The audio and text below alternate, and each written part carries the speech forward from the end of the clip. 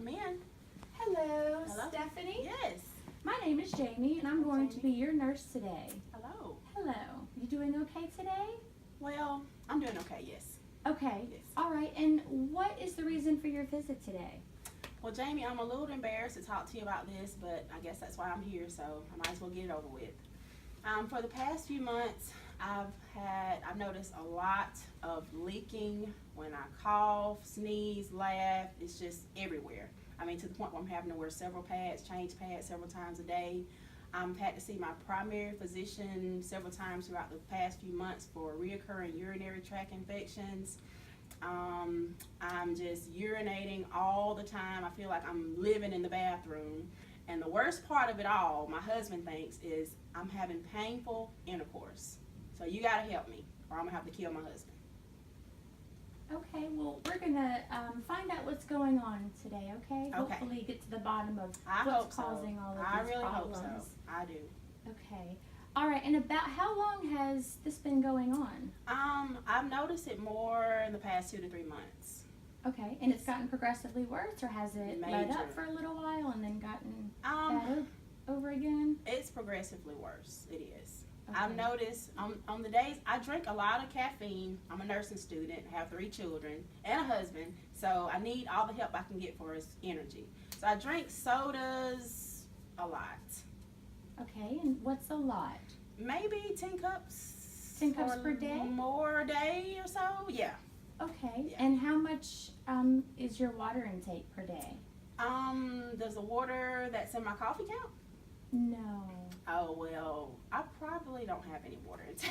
Okay. If that doesn't count for it. Okay. Yeah. That's probably well, something I need to work on. yeah, it may help to increase your water intake and kind of decrease that caffeine. That's a lot of caffeine per day. So Okay. you might want to decrease the caffeine intake and increase a lot more water intake. Okay. Okay.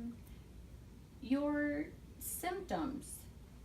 You described that you were going through all of these pads and you were urinating a lot. Do you have burning associated with the urination?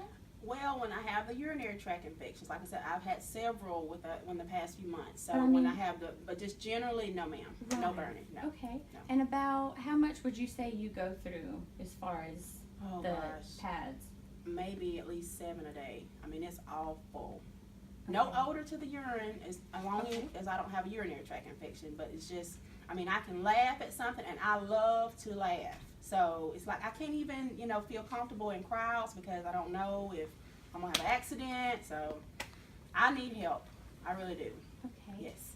And are there any activities that may alleviate or aggravate your symptoms? Just when I have sex, it hurts. Okay. Yep. All right. Is there any history of any, urinary issues or reproductive issues? No, ma'am. No family history. No, Okay. ma'am. What we're going to do today is the doctor's going to come in and give you an exam, pelvic exam. Okay. Is And- that like a pap smear? It is not like a pap Okay. smear. What you're going to do is undress from the waist down. Okay. He's just going to give you a drape to put over you, and he's Okay. just going to do a pelvic exam and check the strength of the uterine wall and assess if that is, weak or adequate or, if it's within normal limits. Okay. And then we're going to do a urine analysis and check your urine to make sure there is not any white blood cells or red blood cells that would indicate a urinary tract infection. Okay. Okay? Good. All right, so we'll have him come in here in the next few minutes. Okay. Do you have any additional questions for me or any concerns? No, ma'am. Okay. No, ma'am. All right, well, he'll be in shortly. Thank you. You're welcome. Thank you. Very nice to meet you. Very nice to meet you as well. Well, hello there. What we got going on with this patient, Miss Stephanie, is what we're seeing?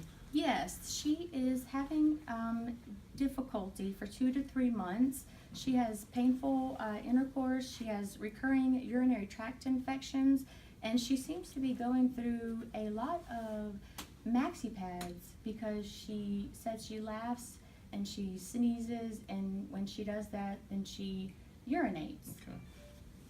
Okay. After looking at her, looking at the results of her exam and her specimen and everything and her ultrasound, looks like she possibly has a cystocele. So let's go. I'm gonna go in here and let's see if we can't get this figured out, and we'll go from there. Okay. All right, there's one more thing I need to mention go is ahead. that her 10 cups of caffeine All per right. day, So she's we really need to educate. sugar high. All right. Yeah, lots of caffeinated beverages, and I really try to encourage her to increase her water intake. So, Okay. All right. Well, we'll definitely discuss that real quick. So all right. I appreciate it. We'll get in here and Thank get this you, taken Dr. care of. D. Thank you. Thank you. Knock knock. Come in. Hello, Miss Stephanie. Hi, Dr. D. Hello. I'm Dr. D. I'm your gynecologist today. Yes. Looks like after we went over your exam results, your urine specimen and the ultrasound, we're leaning more towards it's a cystocele that we're dealing with. Do you know what that is? Is it a cyst on my ovaries? No, man. What it is, it's when your bladder protrudes through the vaginal wall because the muscles are weakened. Okay. Okay. We were going between that and a rectocele. The difference is the rectocele is actually your rectum going through your vaginal wall because it's Okay. weakened. Okay. Okay. So with this going on right now, there's certain like interventions and stuff, certain things that we want to try to get you to do that might help this, because the last thing we want to do is surgery, okay? Right. All right, so let's go over it. Just going off your chart here, one thing we can do, have you ever heard of Kegel exercises? Kegel. During pregnancy, a lot of women do it after pregnancy. When you start urinate and then you stop. Yes. You just, you're contracting your pelvic muscles. Yeah. It just builds the muscles up around the rectum and also your vaginal wall, okay? Yes. That's one thing we can start doing, okay? Do that at home. When you got free time, you can do it sitting, laying, we'd rather you lay on the floor and try and do it, okay? Also, they tell me you do about 10 cups of caffeine a day, between cups of coffee and Cokes and stuff. Yes, sir. Well, caffeine is a bladder stimulant. It's Okay. going to make you pee a lot more, okay? Okay. Also, that much sugar is not going to be good for you in the long run. Need to do a little bit more water, okay? Okay. Water's the best thing you can do to hydrate, okay? Okay. Also, with that, we might also get you on with a consultation with a dietitian, okay? Okay. To work out a diet plan for you. Okay. Another thing we can try is a topical estrogen, okay? What that's going to do is going to help, the estrogen actually helps strengthen the muscles, Okay. which can also help with, can also help with increasing the muscle around the vagina and the urethra, okay? Okay. That's going to help with that urinary incontinence, okay, and the Okay. stress incontinence, okay?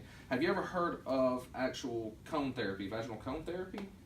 Oh, no. Okay, not very common. People still do it, okay? They're cone-shaped weights, okay, that are inserted into the vagina. And the main thing for that is it presses on the wall, builds strength around the muscles, okay? We can try that out. Let's try the other ones first, okay? Because that's not something that we really want to do. Okay. Can also do maybe an electrical stimulant, okay? All we're trying to do there is to stimulate the nerves, okay? Stimulate the nerves, promote muscle strengthening, okay? Okay. Last resort that we want to go to is surgery, okay?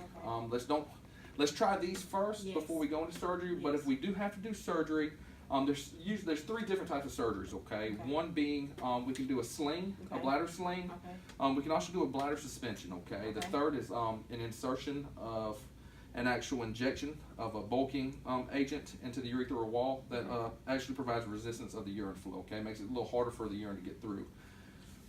That's the last thing we want to do, okay? Let's work on these first ones first, but if we do have to do surgery, you'll come back in. We'll explain everything about the procedures to you, okay? Main thing you need to know about surgery is there's always risk, okay? Infection, also with anesthesia and stuff like that, okay? The main thing is with the sling procedure, all we're going to do, if needed, is to actually pretty much build a sling out of tissue Okay. from your bladder neck around the urethra, okay? Okay. And with the suspension, we actually just use sutures, Okay. okay? That's the difference. And like I said, with the bulking agent, we're just trying to bulk up and provide resistance to the urine flow, okay? Okay. Other than that, after the surgery, you'll come out with a catheter, okay? Okay. Maybe a urethral catheter, maybe a suprapubic, okay? Do you know what Okay. that is? Is it when it goes in your stomach? Pretty much, Okay. okay, into your bladder that way. Okay. With that, we just inspect the catheter, make sure there's no leakage of urine around it, or any other type of drainage that can be a sign of infection, okay? Okay. The catheters are going to stay in place for a few days until there's no more problems, you're having no problem voiding on your own. and there's not a residual volume of more than 50 cc's, okay? Okay. All right, so let's try these other interventions first before we talk about surgery. Right. So let's see how those go. Is there any questions you have for me? I just have one question. Go ahead. Will I still get to have sex? Sex. Let's lean towards not Okay. having sex for at least 2 weeks when you come Ooh, back. Doc. I know. 2 weeks. Well, you don't want any Oh. more trauma. You already got some trauma on that vaginal wall, and I don't, your husband, he's just gonna have to hold off. Can you give me a doctor's excuse for that? I'll give you a doctor's excuse. I'll give you my cell phone number, and you can have your husband call He's gonna me. call you. He can call me, and He's gonna I'm call. gonna explain to him that 'Cause that man, there's other methods he right now for expects it 2 3 weeks. to 4 times a day. Well, for 2 weeks, he's gonna him and this is gonna become good friends, okay? Okay. Because we don't I need any need more that trauma. right. We don't need any more trauma than what's going on right now, okay? Okay, Doc. All right, just have him call me. He will call you. We will discuss that with him, okay? So, Yes, sir. we want to see you back in 2 weeks, okay? Can I get out of doing the laundry too? We'll write a note for you. No heavy lifting. How about that? I like that. All right. So we'll see you back in 2 weeks. See how your progress is going. And if need be, if you have any complications or anything further, bleeding, pain, anything that you can't stand, go to your local ER, okay? Other than that, look forward to seeing you in 2 weeks. Okay. All Thank you, right. Doc. I'll see you later. Thank All you, right. Dr. D. You're welcome.